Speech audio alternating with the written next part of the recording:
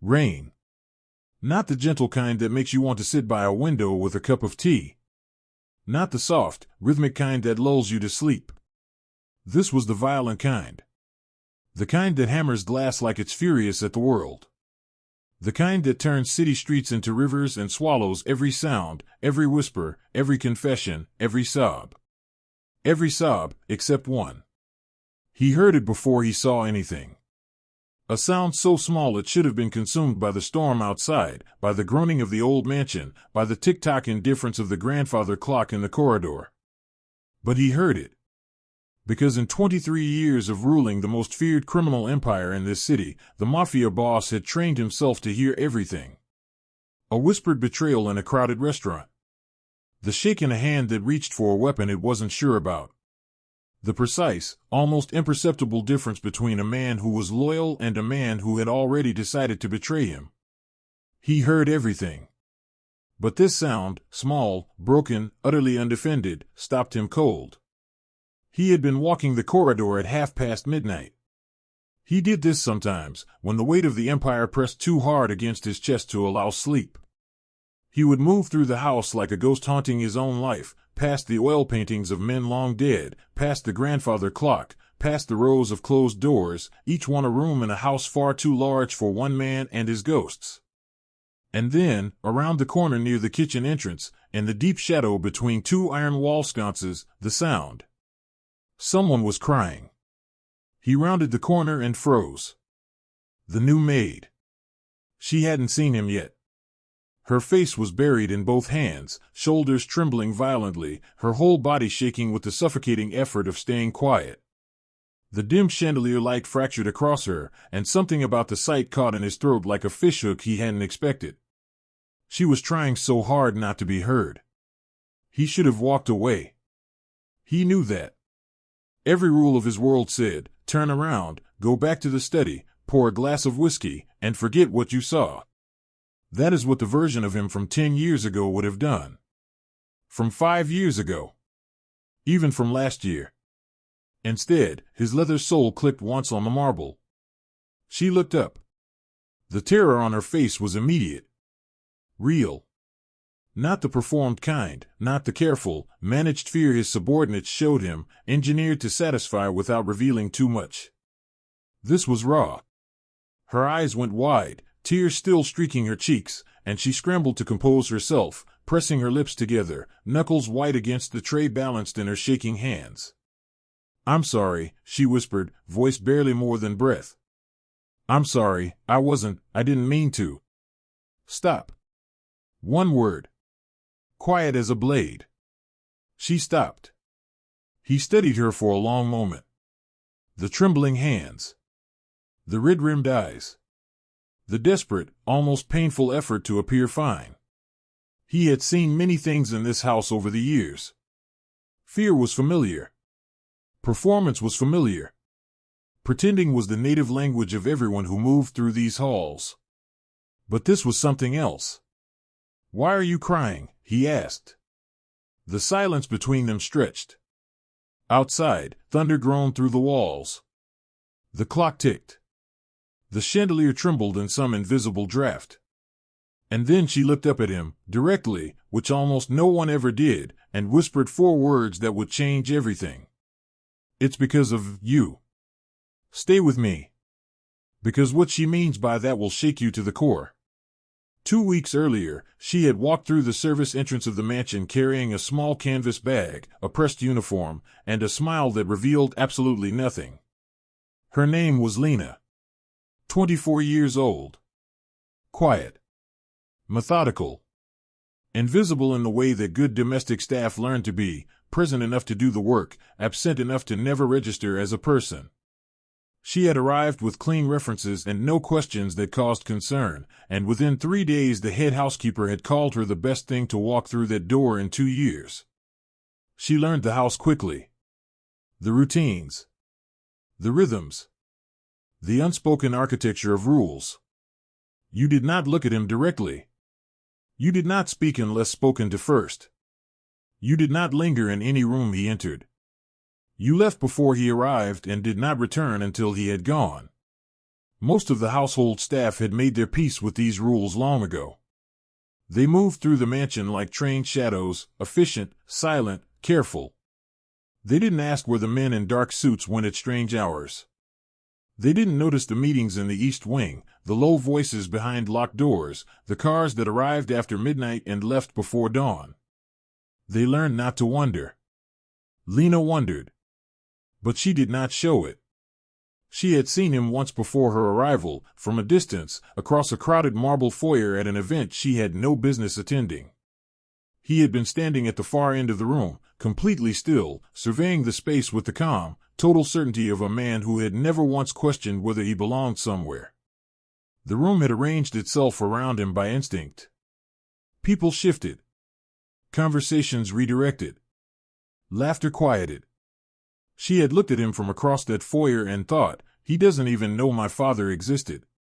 She had carried that thought every single day since. She carried it now, folding linens in the laundry room at 6 in the morning, hands moving automatically while her mind stayed quiet and focused. The other maids talked among themselves, about the boss's mood shifts, about the handsome lieutenant who came on Thursdays, about the girl in the East Wing who'd been given extra duties.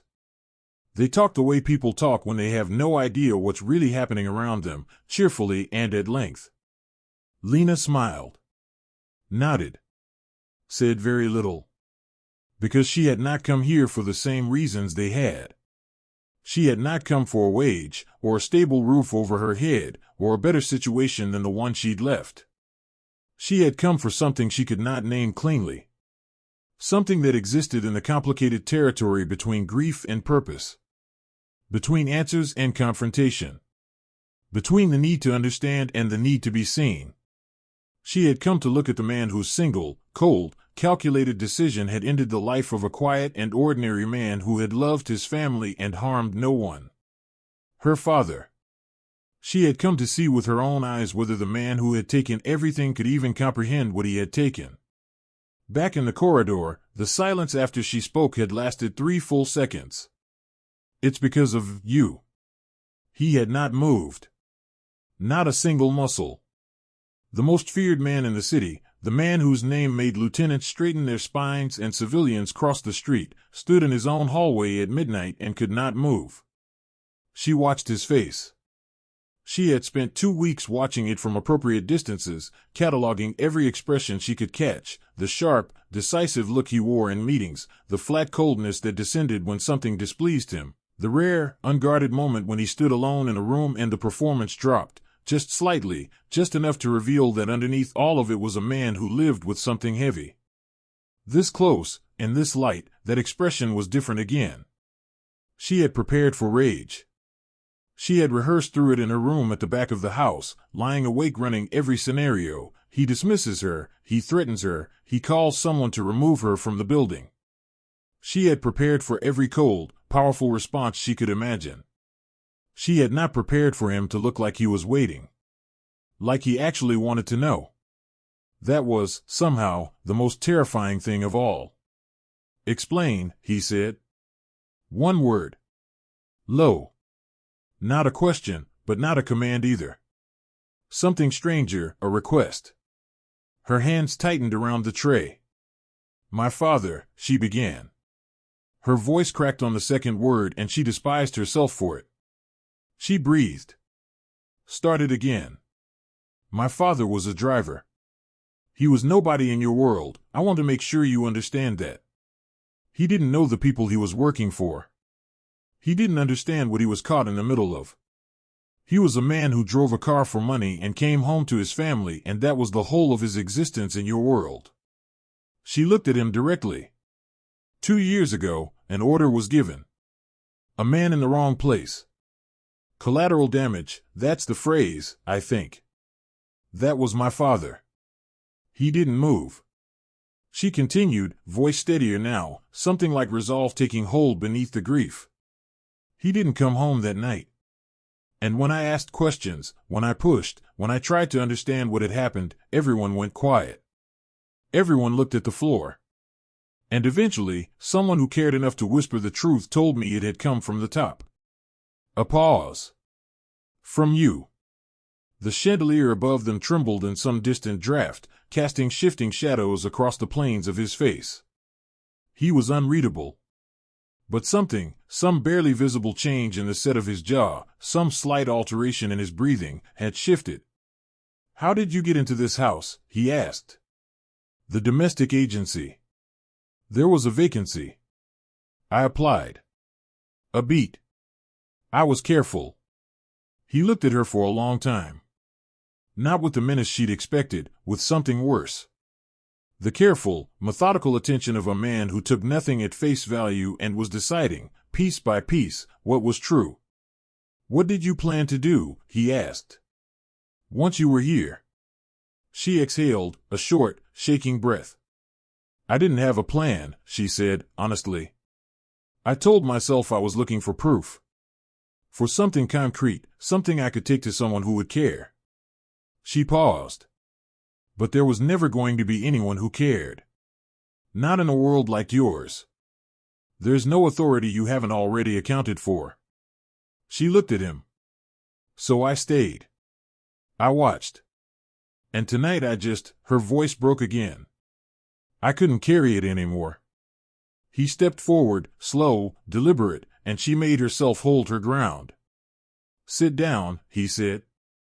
She had been 12 years old when she first learned that grief doesn't announce itself. It doesn't arrive like the storm hammering this mansion tonight, dramatic, visible, impossible to miss. It arrives quietly. It slips in through the back door when you're doing something completely ordinary, washing dishes, walking to school, reaching for a glass of water. It sits down at the table and doesn't leave. It follows you everywhere, into every room you will ever live in, and it looks exactly like you but weighs 3 times as much. Her father had been a man of small rituals that had made the world feel stable and knowable and safe. Tea at 6:15 in the morning, he measured the water before he boiled it, measured the leaves, precise about it in the way that seemed unnecessary until it became the thing you missed most. The newspaper folded in precisely the same way, twice, before he set it down. The sound of his chair pulling back from the table. The exact weight of his footsteps in the corridor. A song he hummed when he didn't know anyone was listening, an old melody that had belonged to her mother, one of the few living things she had left behind when she left. After he was gone, the silence where those rituals used to be was the loudest thing Lena had ever experienced. Not the absence of sound. The presence of a specific, shaped silence that had Tomas written all over it. Her mother had collapsed inward. Not dramatically, not in the way that draws cameras and sympathy and the organized response of people who know what to do with visible crisis. Quietly. Like a building with a cracked foundation, still standing from the outside, still going through the visible motions of a life, still waking and eating and existing. She went to her job at the garment factory. She came home. She cooked when she remembered. She answered questions when Lena asked them. But something structural, something essential, had been removed from the center of her. And every month that passed, the structure settled a little further into itself. Lena, at 22, became the person holding it up. She worked 2 jobs, days at an office filing documents for a legal firm that processed other people's crises with bureaucratic efficiency, evenings waitressing at a restaurant 2 neighborhoods away where no one knew her family and she could be no one for a few hours. She managed the apartment, the bills, the accumulated paperwork of sudden death, the forms, the institutions, the systems that were designed by and for people with resources and advocates and time, systems that assumed someone would be navigating them with a clear head and a stable foundation beneath their feet. She learned things that no one should have to learn. She learned how insurance companies operated when the deceased was not the policyholder and the paperwork was incomplete. She learned the difference between a legal system that acknowledged a wrongful death and a legal system that processed it. The gap between acknowledgement and action was, she discovered, almost infinite. She learned that when someone with power made a decision that ended a powerless life, the machinery of the world did not slow down to recognize the fact. It moved on. And you either found a way to move with it, or you were crushed beneath it. She chose to move. But she moved with her father's memory strapped across her back like armor she could not take off and did not want to. Because taking it off would mean putting it down. and putting it down would mean leaving him in a place she could no longer reach. Then Milo had gotten sick. Her brother was 19, the kind of 19 that fills a room, that makes strangers turn and smile without knowing why, that laughs at things with a completely unguarded openness that most people spend an entire lifetime trying to learn and never quite achieve. He had been working odd jobs, saving money with the careful, methodical determination of someone who had watched what poverty could do to a family and had decided, quietly, that it would not define his future. He talked about studying. About a career that excited him in the specific, contagious way that genuine passion does. After years of the family holding its breath and bracing against the next bad thing, a future had begun to seem possible. And then the diagnosis had arrived. A disease that required sustained, specialized treatment. Treatment that cost money. Money that would have existed if there had been a father still working, a family business that hadn't folded in the wake of grief, a life that had not been quietly and irreversibly dismantled by one man's single order given without hesitation and without ever being revisited. The money wasn't there. And so Lena had made a decision. She had looked up the name of the man responsible. Carefully. Over months. She had traced it through the cautious geography of rumor and implication and second-hand knowledge that always surrounded powerful men and the things they were willing to do. She had found her way, through patience and intention and the particular kind of determination that only forms when there is nothing left to lose, into his world. And she had walked through the service entrance of his mansion with a small canvas bag, a pressed uniform, and a smile that told no one anything at all. Now she sat in his kitchen. And he sat across from her in a house that was supposed to be impenetrable. In a life that was supposed to be insulated from consequences. Most stories would end right here. The secret exposed. The confrontation begun. A neat moment of revelation and then resolution. But here's what you need to understand, this is where the real story starts. He had moved them to the kitchen, proper chairs at a table, not the corridor. She thought that said something, though she wasn't sure what yet. He set her tray on the counter and sat across from her without the usual geometry of the household between them, no title, no station, no carefully maintained distance. Just a man and a woman and a table and the sound of rain. Tell me, he said. Everything. She looked at him, this close, under proper light, different from across a crowded room or from the careful distance she'd maintained for 2 weeks. The photographs she'd found, the second-hand descriptions she'd collected, had captured the surface, the dark, analytical eyes, the physical stillness of a man who had spent decades being obeyed without needing to raise his voice. What they hadn't captured was the texture of him. The slight tension at the corners of his eyes. The way his hands, flat on the table, were not entirely still.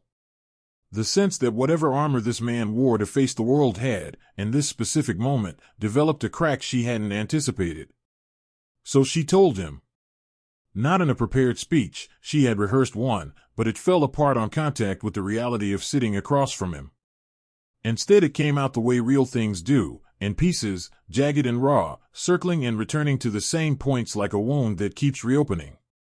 She told him about her father. About the morning of the last day she had seen him, ordinary, hurried, a Tuesday with no significance attached to it. He had kissed her forehead. He had taken his travel mug and his keys. He had said he'd be home by 8. She had waited past 8. Past 9. Past midnight. She told him about the phone call. About the aunt who spoke in a whisper with her eyes on the floor. About standing at a funeral with 40 people who all understood the unspoken truth of how Tomas had died, and not one of whom would say it aloud in any room where it could be heard. She told him about her mother's slow, quiet dismantling. She told him about Milo, the laugh, the future, the diagnosis. The cost of treatment and the silence where financial security used to live. She told him about the 3 months she had spent tracing his name. About walking into the city one gray morning and deciding that she had to see him. That she needed to look at him with her own eyes and know whether the man behind the order was capable of understanding what that order had created. He listened. That was the thing she had not prepared for. He did not check his phone. He did not signal to anyone in the building. He did not interrupt, redirect, manage, or minimize. He sat in the kitchen of his own mansion at 1 a.m. with rain hammering the windows, and he listened to every word she said. When she finished, the silence ran for a long time. Then he said, "I remember the operation." She felt the floor drop. "I don't remember his name," he continued. Voice flat. Factual. No performance of remorse, no strategic softening. "That is the truth, I did not know his name. He was described to me as a variable. A presence at the location that created unacceptable risk. The order I gave was," he paused, "consistent with how those situations were handled." She felt the rage ignite in her chest like a struck match. "Consistent," she repeated. "Yes. And then, slowly, deliberately, I understand how that word sounds to you." "Do you?" Her voice came out harder than she'd intended. "Do you actually understand what that word sounds like to someone who buried her father alone? Who sat with her mother while she disappeared? Who was watching her brother get sicker in a hospital bed while the person who set all of it in motion is," she stopped herself. Drew breath. Let it out. "Consistent." He did not flinch. But something moved behind his eyes. Something slow and deep and reluctant, like an ice shelf beginning to shift. "No," he said, finally. "I don't think I fully do. Not yet." Those 4 words hit her with more force than any argument she had prepared. Not yet. Not a denial. Not a deflection. A man sitting with the possibility that he had something left to understand. He stood. He began to pace, slowly, in the measured way of a man who thinks by moving, who needs forward motion to organize thought. She had watched powerful men pace before. Administrators who held her family's fate in their documents. Doctors who delivered bad news while walking in careful circles, as if movement could soften the impact of what they were saying. They paced to seem decisive while actually calculating how to manage the situation to their advantage, how to deliver what was necessary while protecting themselves from its weight. This was different. He wasn't calculating.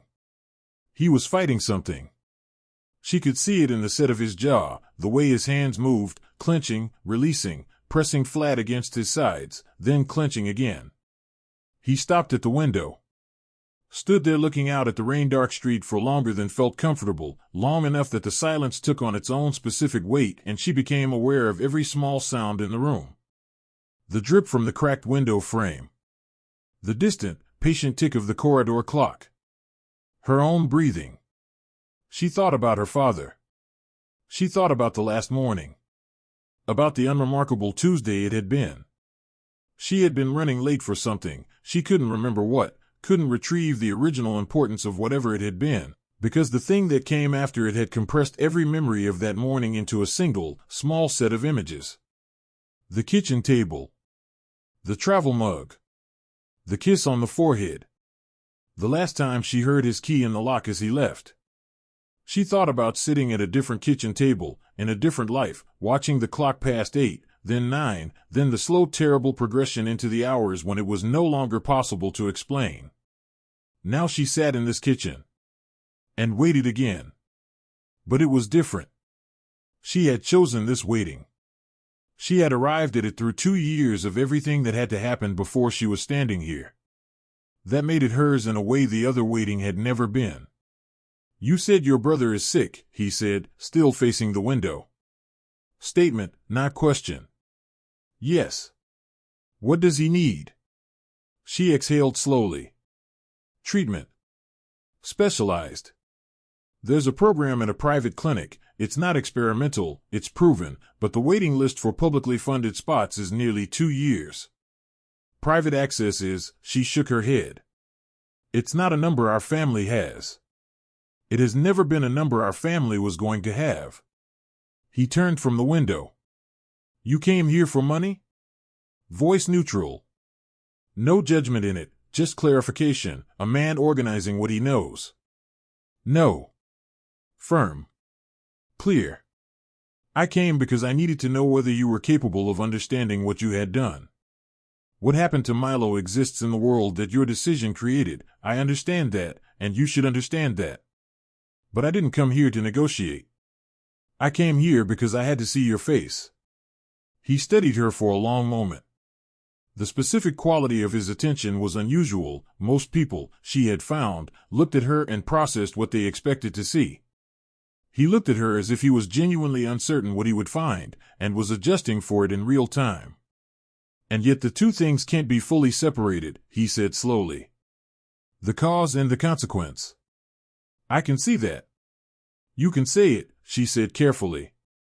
I don't know yet what it means. He nodded. One slow, deliberate nod that seemed to cost him something measurable. Then he came back to the table and stood at its edge, hands braced against the surface, looking at her with the expression of a man who has just arrived at an understanding he has been resisting for a very long time. Not because he was unaware of it, she realized, but because understanding it fully meant that everything built on top of its absence became something he would have to carry differently. Tell me his name, he said. Your father's name. She blinked. And felt, completely without warning, a kind of tears she had not expected, not grief exactly, but something adjacent and deeper. Something that had been knotted tight inside her for 2 years and was, in this moment, being asked to loosen. Tomas, she said. His name was Tomas. He repeated it, quietly. Tomas.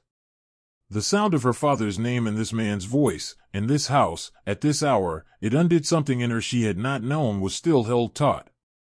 She had carried that name like a private prayer, spoken it in the dark of her own room, whispered it to her mother in moments when comfort was the only thing she could offer.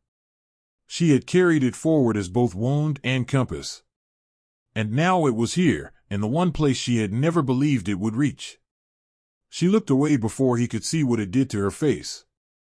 He was quiet for a long time.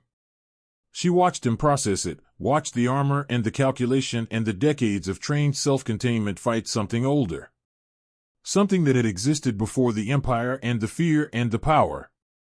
Something fundamental and human and inconvenient.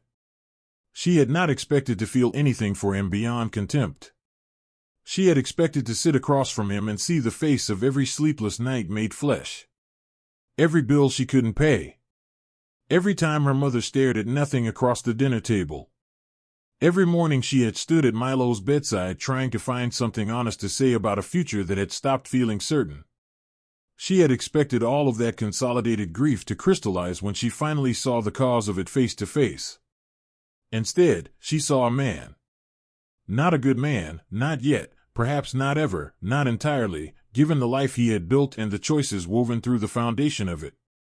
But a man who was, in this moment, inside his own conscience rather than above it. A man who could not use his title or his power or his long habit of indifference as a shield in this kitchen, at this hour, with the name Tomas hanging in the air between them like something living that refused to be put back down. A man who had, quite simply and quite inexplicably, chosen to stay at this table when leaving would have been so much easier and so much more consistent with everything he had built himself to be. She had spent 2 years imagining this confrontation. She had never imagined this. The staying. The listening. The slow, visible, unwilling arrival of a man at the edge of his own reckoning.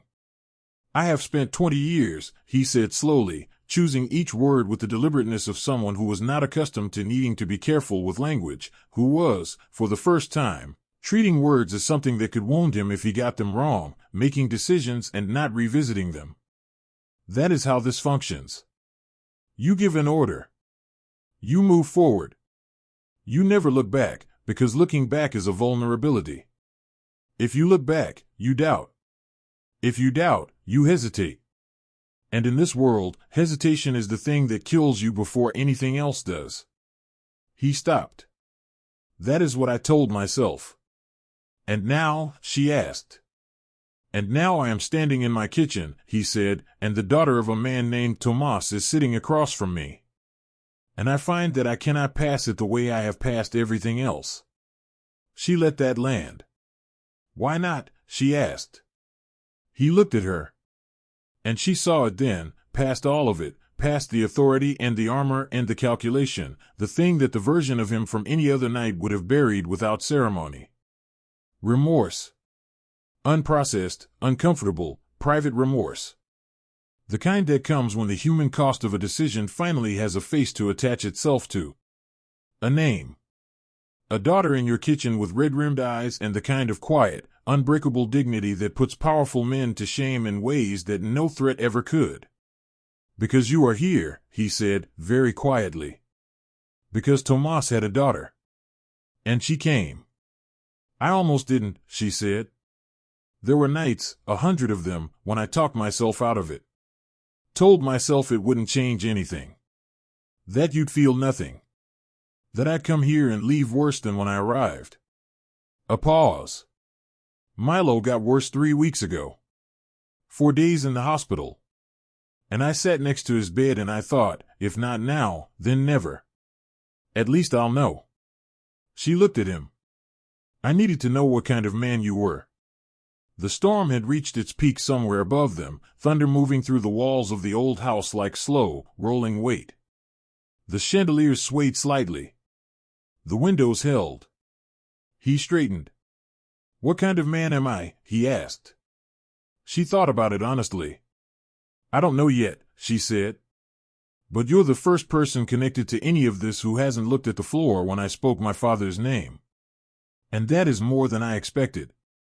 He was silent for a long time after that. She watched him. Watched the internal weather of it, the calculation and the indifference and the long habit of invulnerability wrestling with something it had no practice defeating. She sat very still and let it happen, because she had waited 2 years for this moment and she understood, instinctively, that forcing it would break it. This kind of door could only open from the inside, and the only thing she could do was stay present and not flinch. She had not expected to feel anything for him beyond contempt. That had been the plan, not revenge, which she had told the truth about not wanting, but a clean and simple contempt that she could stand behind like a wall. She had expected to sit across from him and see the face of every sleepless night made visible. Every bill she couldn't pay. Every morning she had stood at Milo's bedside trying to find something honest and hopeful to say about a future that had stopped feeling guaranteed. Instead she saw a man who was staying. Not managing the situation. Not resolving it efficiently and moving on. Staying with the discomfort of it, which was, she was discovering, its own small kind of courage. Not large. Not the kind that gets named or recorded. But real. And in the world she had been living in for the past 2 years, a world where everyone connected to this found a reason to look away, real was not nothing. I have spent 20 years, he said at last, voice slow, choosing each word deliberately, making decisions and not revisiting them. That is how this functions. You give the order. You move forward. You never look back, because looking back is a vulnerability in this world. If you look back, you doubt. If you doubt, you hesitate. And hesitation, in this life, is what kills you before anything else does. He stopped. That is what I told myself. That is the story I kept telling, every time it would have been possible to stop and look at what I'd left behind. She waited. The story held, he said quietly. For a very long time, it held. He looked at her. And then you sat down at this table. You said your brother, the clinic, he said at last. A public hospital right now. 11 months on the treatment waiting list. The private program, what is it called? She gave him the name. He stored it with the same focused precision she imagined he applied to everything in his life, the same attention, the same economy of motion, the same absolute absence of wasted effort. I am going to make a call in the morning, he said. She stared at him. I want to be clear about something, he said, before she could respond. I'm not doing it for absolution. I'm not doing it because you walked in here, made me feel guilty, and this is how I manage that guilt so it goes away quietly. I'm doing it because Tomas was a person. Because his son is sick and the illness exists inside the specific gravity of my decisions. And because I have the means to act, and choosing not to act when I have the means, that makes me a different kind of coward than the one I've been, but it still makes me a coward. She didn't have words for a moment. I should still be angry at you, she said, finally. Yes, he said.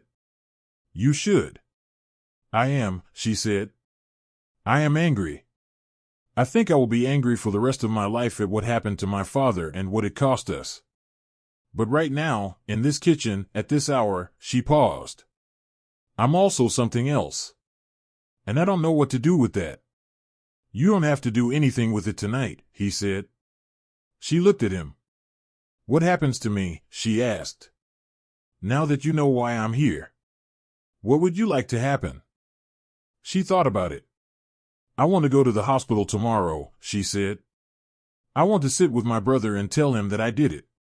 That I came here. That I looked you in the eye. She swallowed. And I want to be able to tell him that it wasn't nothing. Tell him it was not nothing, the Mafia boss said.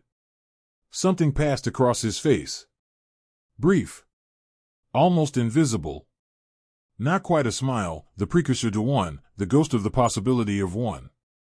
There and gone before she could be sure of it. But there. She left the kitchen at 2 a.m. She walked back to her small room at the rear of the house, sat on the edge of the bed, and did not sleep. She replayed every word of the conversation, testing each one for its weight, its truth, its reliability. She was not naive, she had not arrived at this house naive, and the past 2 years had not left much room for it. She understood the world she was sitting in the center of.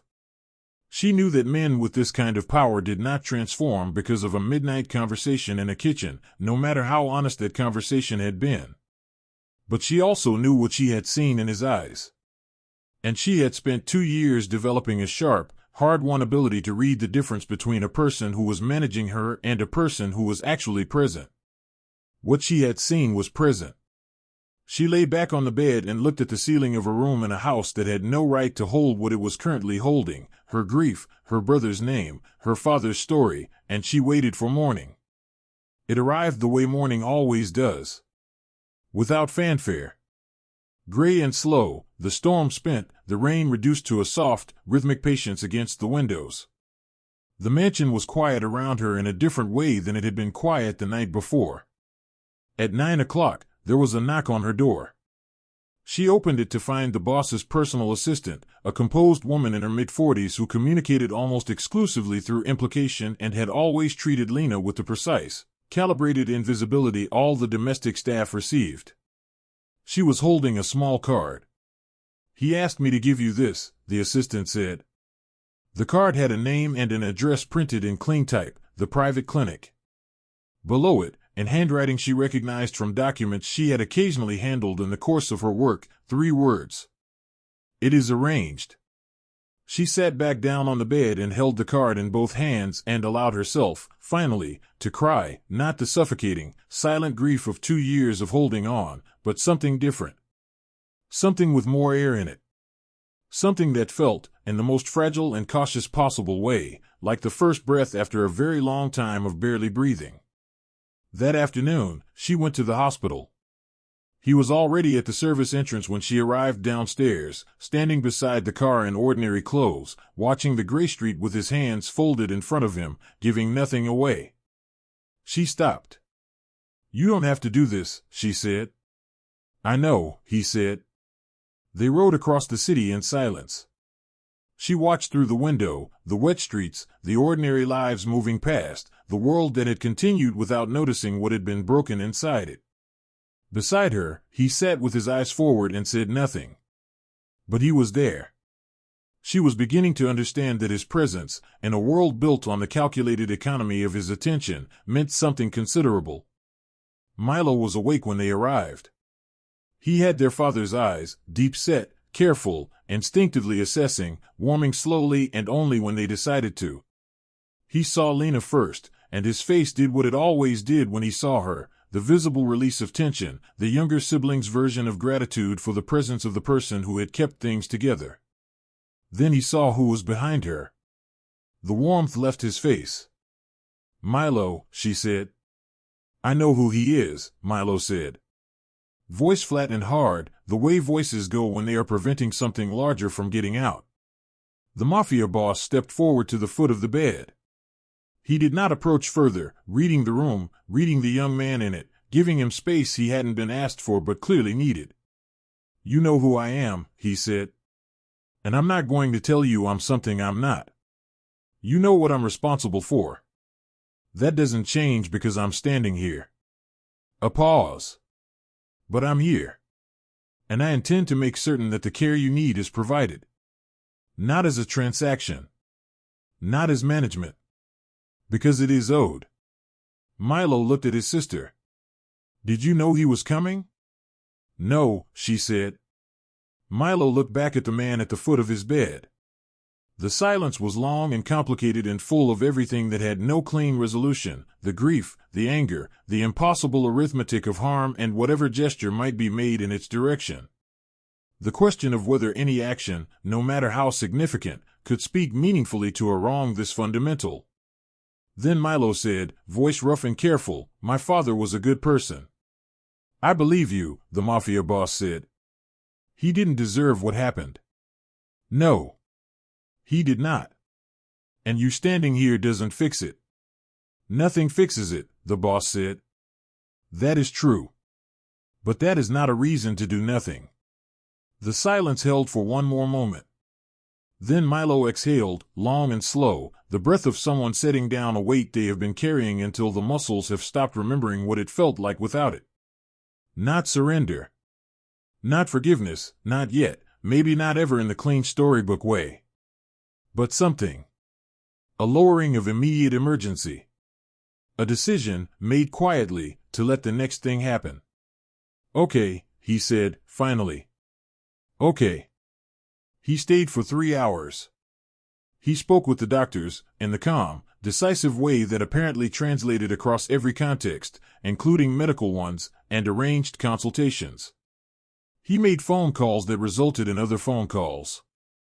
He moved through the hospital with the purposeful energy of a man who was used to making things happen, who had aimed that capability, perhaps for the first time, at something that didn't extend or protect his empire but existed entirely outside it. Lena watched from the doorway of her brother's room. She thought about the woman she had been 2 weeks ago, walking through the service entrance with her canvas bag and her careful smile and her grief worn like a second skin. She had come with no clear plan. Only a need so structural it had become part of how she stood, to confront the man whose decision had remade her entire life. To look at him. To say her father's name in his presence and see what happened. She had not expected this. She had not expected to watch the Mafia boss sit in a plastic hospital chair beside her sick 19-year-old brother and talk to him, not with condescension, not with the managed warmth of someone performing remorse for an audience, but genuinely.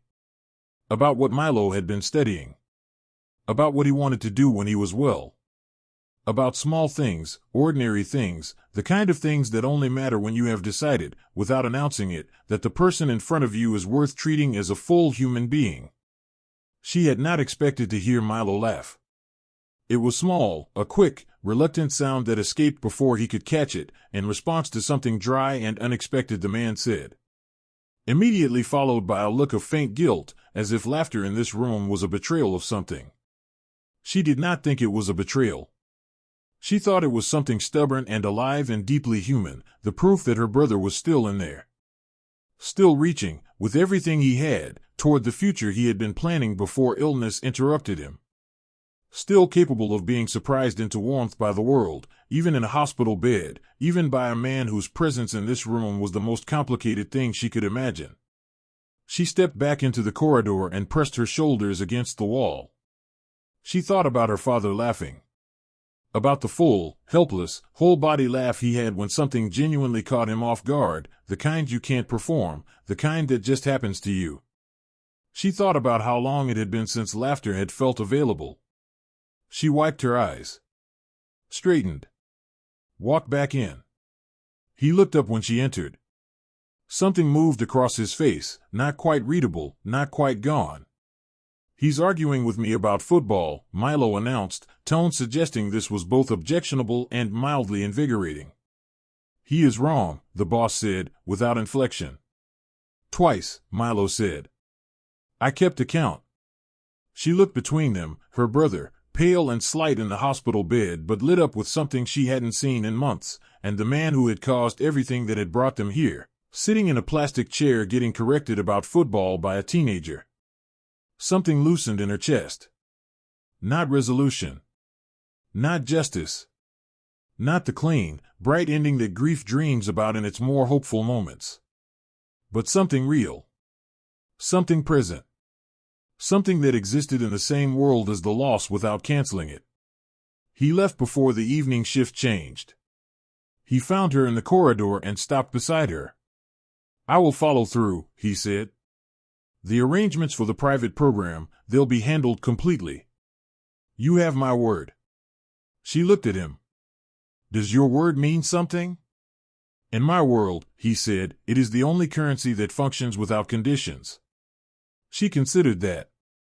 What does any of this mean for you? She asked. For what you are and what you do. I'm not. I don't have any illusion that you've become a different person. No, he said. It doesn't mean that. I won't insult you by pretending otherwise. That would be its own kind of dishonesty. Then what does it mean?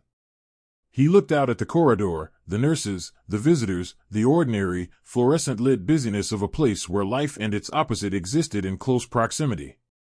It means I see it now, he said. The full cost. Not as an abstraction, not as collateral in a calculation, not as a number in an equation, but as a face. A name. A family that is still here, still living inside the consequences. He paused. I cannot walk every decision back. I cannot repair every life my choices have touched. But I see it now. And seeing it changes what I allow myself to call necessary. She was quiet. That is a very small thing, she said. Yes, he agreed. But it's something. Yes. It is something. They stood in the corridor, this strange, improbable, unresolvable pairing of a grieving daughter and the man responsible for her grief. Not reconciled. Not at peace. Not finished with the complexity of what had passed between them. But present with each other. Honest. Thank you for hearing me, she said. He gave a short nod. I should have heard something like this a long time ago. Yes, she said. You should have. He left. She watched him go, watched the ordinary hospital corridor, indifferent and fluorescent and completely unequipped for the weight of what had just moved through it, close around his silhouette and returned to being a corridor. She turned back toward her brother's room. 3 weeks later, Milo was transferred to the private clinic. The care was immediate and attentive, the kind that operates from the assumption that you matter, that your recovery is a priority rather than a resource allocation. By the end of the first week, the doctors were speaking about his prognosis with a confidence that had been entirely absent from every previous conversation. They spoke in complete sentences. They made eye contact. They used the future tense without hedging every word. She sat beside his bed on a Tuesday afternoon. Not a significant Tuesday, not an anniversary, not a milestone, just an ordinary afternoon in a week that was beginning, cautiously, to feel like the early stages of normal. She watched him sleep, and he was sleeping peacefully, without the monitors alarming, without the gray undertone that had frightened her for the past year. His chest rose and fell at an ordinary rhythm. The afternoon light came through the window at a low, winter angle and settled across the blanket. She thought about her father. She thought about the tea ritual. The folded newspaper. The song.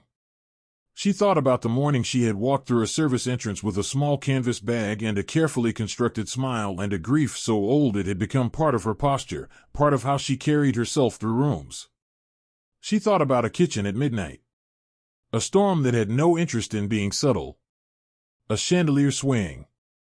The sound of a name, her father's name, spoken aloud in the one house in the city she had been certain would never hold it. Grief doesn't leave. She understood that now in a way she hadn't at the beginning, not at the beginning of this story, and not at the beginning of any of the harder chapters before it. It doesn't resolve. It doesn't reach a conclusion. It doesn't transform into something more bearable on a fixed schedule, regardless of what anyone tells you. It changes shape. It finds new rooms in you and moves its furniture around. It appears in Tuesday afternoons and folded newspapers and the particular angle of winter light coming through a window in a room where someone you love is sleeping and breathing steadily. Grief is permanent. But it is not all there is. Alongside grief, she had learned, other things find room. Hope, tentatively. The kind that has been revised enough times to be honest about itself, not the bright, unburdened hope of someone who hasn't yet been surprised by how wrong things can go, but the leaner, more resilient hope of someone who has been surprised and has continued anyway. Trust, partially, in the specific shape that reality permits rather than the shape you initially imagined. The honest, hard-won recognition that the world contains, in the same space, without contradiction, without resolution, the capacity for devastating and irreversible harm and, less easily, less commonly, less cleanly, the capacity for something approaching repair. She did not forgive him. She was not certain she ever would, or that forgiveness was hers to give, or that it was even the right word for what any of this had been about. Forgiveness implied a line crossed and a door closed. It implied an ending. It implied that a ledger had been balanced and could be set aside. This was not that. This would never be that. The ledger of what had been taken from her family could not be balanced by anything a living person could do, and she was at peace with knowing that. She did not need it to be balanced. She had not gone to his house for a balanced ledger. She had gone to be seen. She had stood in his kitchen and said her father's name and demanded, without weapons, without leverage, without anything except the bare and irrefutable fact of her own presence, that a human being be recognized as having existed and mattered. That a consequence be looked at directly.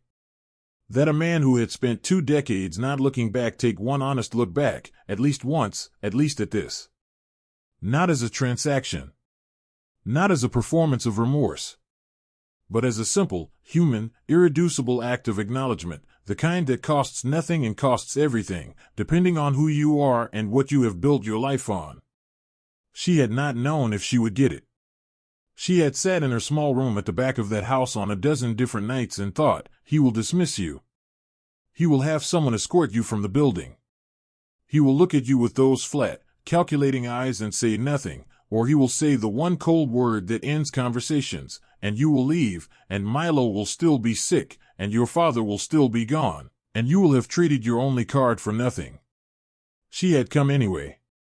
Because some things you do not do because they will work. You do them because the alternative, saying nothing, asking nothing, letting a life become invisible, is something you cannot live with. And he had looked. He had said the name, Tomas.